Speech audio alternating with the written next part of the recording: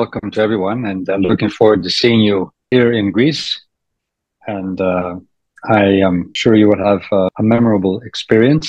And as was said by previous mentors, this is not just a tour, although any tour has its adventures. It's not just going to see something new. It's a way of using that experience to compare with your own experiences, seeing different cities, different lives, different areas, different histories.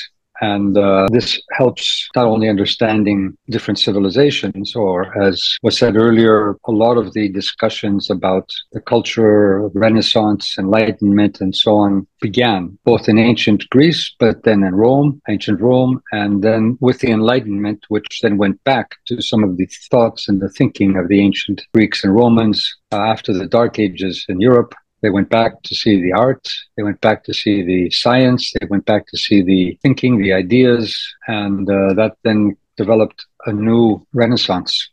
And as Jeff was saying, it's interesting to see how these renaissances existed in many different places of the world. For example, we talk about the Arab world, but the Arab world had its renaissance also. Actually, it is learning about different cultures, but then it also is a way of learning about yourself, because you are comparing it.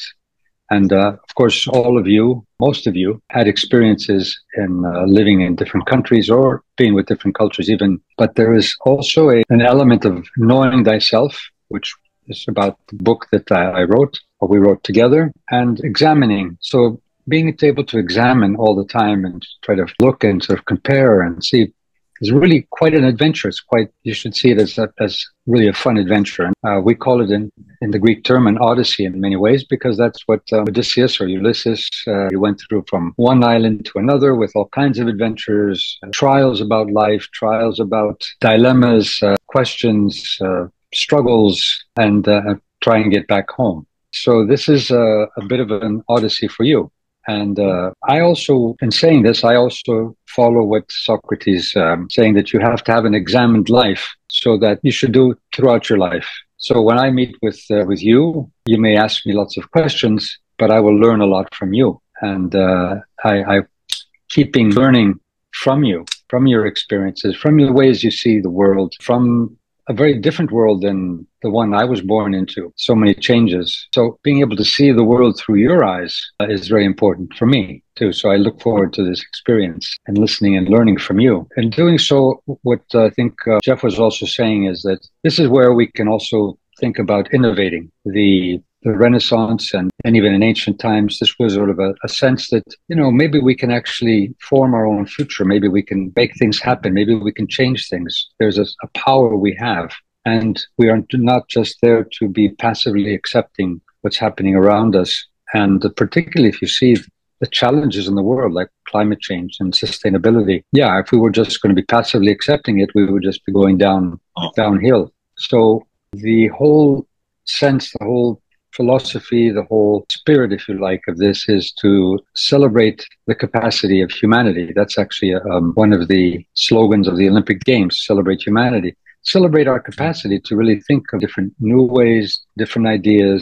So coming to see, even going back to the ancient culture in Athens or to Delphi, which we'll be visiting, is go way back, but just seeing how they looked at life. They were human beings just like us, but they had different ways, which gives you a lot of food for thought, a lot of way to be innovative. And so, okay, let's think of how they made decisions. So, for example, in ancient Athens and in the ancient Agora, so that's where it comes from, the Agora, where the ancient Greeks would get together, you will have the opportunity to really see new ways of looking at things, even through the eyes of the ancients, but also through what's happening in this region of the world today. I think the Agora project is great because it's also a way to create new friendships, meet new people. It's an expanding network of friends and fellows, former fellows and future fellows, and with great mentors, some of them you've heard today, and really a desire to offer you the best of experiences and thinking and understanding. And one thing I also like to say is that sometimes we come from our schools. Our school culture depends, of course, what kind of school.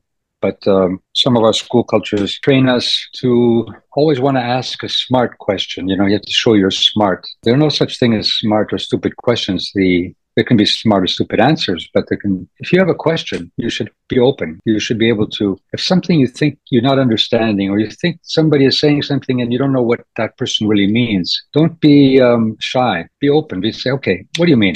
What's that? I don't really understand that. So it really makes the conversation rich and more. And when we learn more about each other also. And one thing that I also feel that gives is it creates an atmosphere of building trust and building understanding. And some of us have some really important things we're carrying with us, about our lives, about what we're doing, going to do, what we've experienced, some good experiences, some experiences we're not really sure how we deal with, some negative experiences.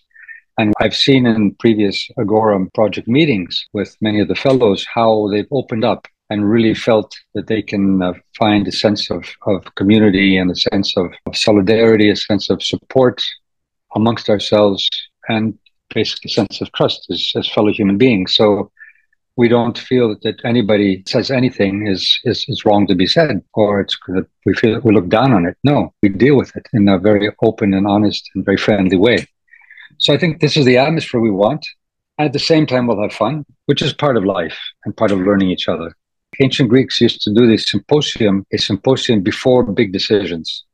And so what was a symposium? It was actually sitting around and having drinks together, listening to music, and just letting your mind free, discussing freely, so that the next day you had some really good ideas and maybe you could come up with some good solutions to the problems. So think of it a bit in this way too. Great time, great ideas, brainstorming for our lives and for our futures. So welcome again.